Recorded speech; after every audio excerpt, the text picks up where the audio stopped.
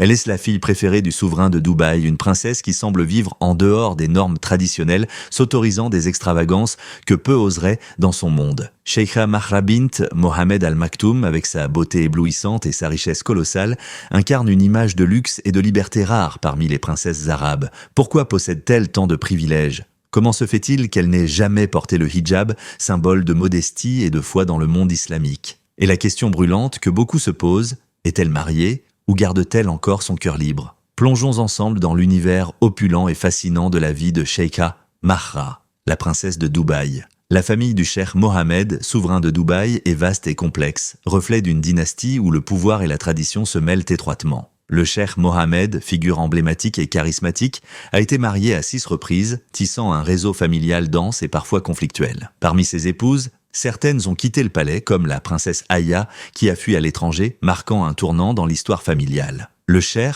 père d'au moins 30 enfants issus de ces unions multiples, accorde une attention particulière à l'héritier du trône, le prince Hamdan, son fils préféré et futur souverain de Dubaï. Cependant, toutes les relations familiales ne sont pas aussi harmonieuses. Le cheikh Mohammed a connu des tensions profondes avec certains de ses enfants, notamment ses filles, Sheikha Latifa et Sheikha Shamsa, qui ont tenté de fuir la vie cloisonnée du palais pour trouver la liberté à l'étranger. Mais ces tentatives se sont soldées par un échec, le cheikh ayant ordonné leur retour immédiat à Dubaï. Depuis, elles semblent avoir disparu de la scène publique, laissant planer un mystère inquiétant sur leur sort. Le cheikh, père strict et autoritaire, impose à la plupart de ses filles de porter le hijab et de suivre rigoureusement les traditions familiales. Pourtant, parmi ses nombreux enfants, une figure se distingue par sa liberté relative et son style de vie éclatant, Sheikha Mahra. À 28 ans, elle n'est pas encore mariée, une situation inhabituelle dans une société où les alliances matrimoniales sont souvent orchestrées par les familles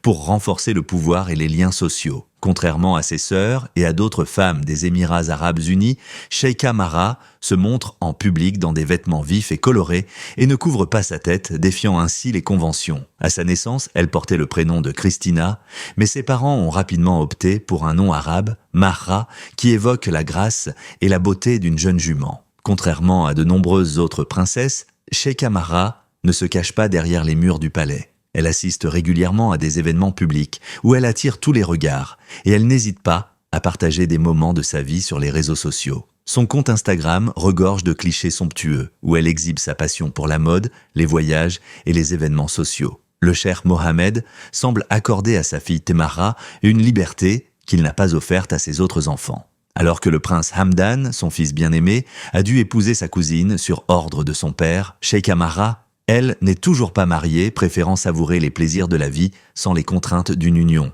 Elle parcourt le monde, s'immerge dans le luxe et se plaît à être une figure publique, une véritable icône moderne dans l'univers parfois austère des Émirats arabes unis. Peut-être que l'explication de sa vie hors du commun réside dans ses racines maternelles ancrées en Grèce. Cette double origine confère à Sheikha Mahra un mélange unique de modestie orientale et de liberté occidentale, créant ainsi un équilibre subtil entre tradition et modernité. Il y a environ 3 décennies, le cheikh Mohammed, souverain de Dubaï, est tombé sous le charme d'une ravissante jeune femme grecque, Zoé Grigorakos.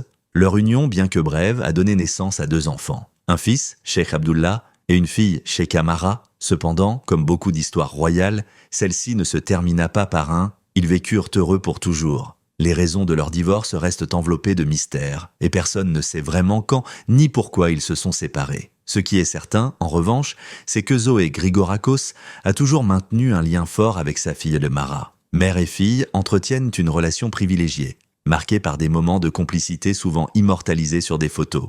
Et elles sont fréquemment vues ensemble lors de divers événements mondains. Sheikha Mahra n'est pas seulement une princesse au charme envoûtant, elle est aussi une femme d'affaires avisée.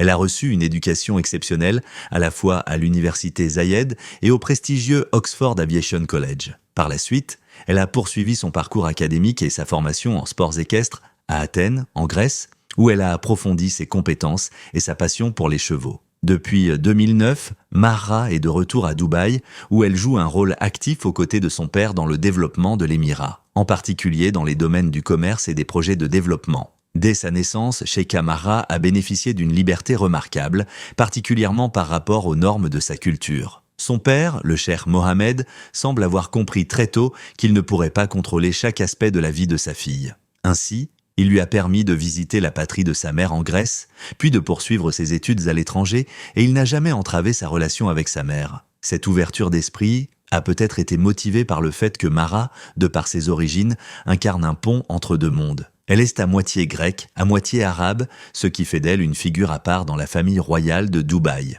Depuis son plus jeune âge, Mara a montré un caractère affirmé et un esprit compétitif.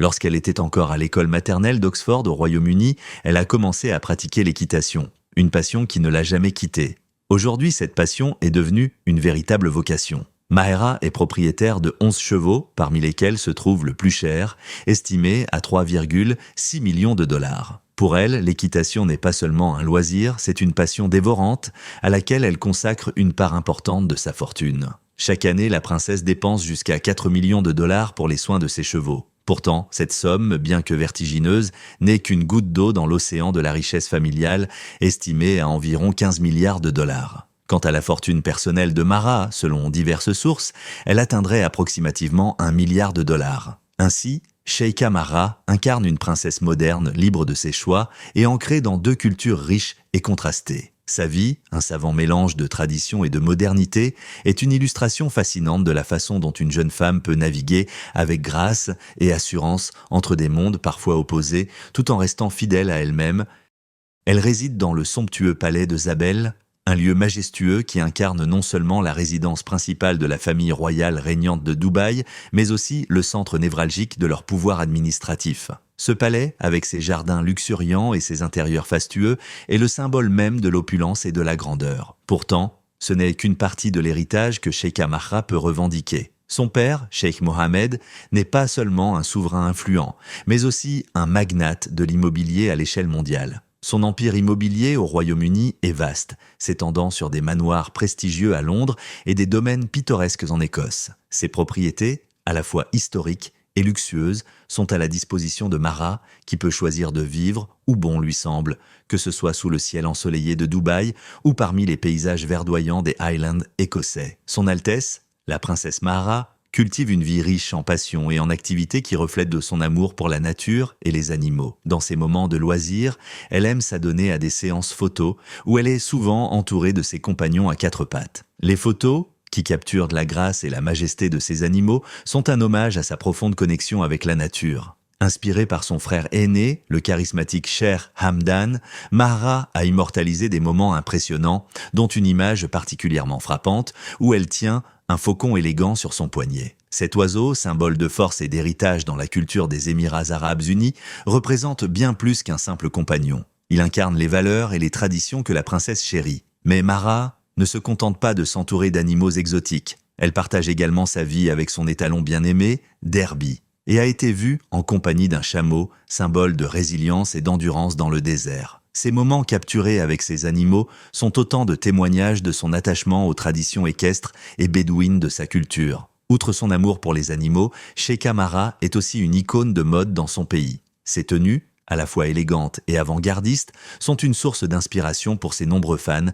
qui attendent avec impatience chaque nouvelle apparition publique pour découvrir ses choix vestimentaires. Mara, par sa grâce naturelle et son sens inné du style, ne se contente pas de suivre les tendances, elle les crée. Elle participe régulièrement aux événements prestigieux de Dubaï, où elle ne manque jamais de soutenir les marques et les créateurs locaux, jouant ainsi un rôle clé dans la promotion de la mode émirati sur la scène internationale. Il est clair que le cher Mohamed chérit profondément sa fille Mara, lui offrant une liberté et des privilèges que peu peuvent imaginer. Certains pourraient même se demander si cet amour paternel, combiné à une confiance presque illimitée, n'entraîne pas une certaine indulgence de sa part.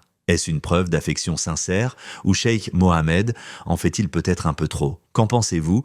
Partagez vos réflexions avec moi. Merci d'avoir pris le temps de regarder cette vidéo. N'oubliez pas de liker, partager et vous abonner pour ne rien manquer de nos prochains contenus. À très bientôt pour de nouvelles aventures fascinantes.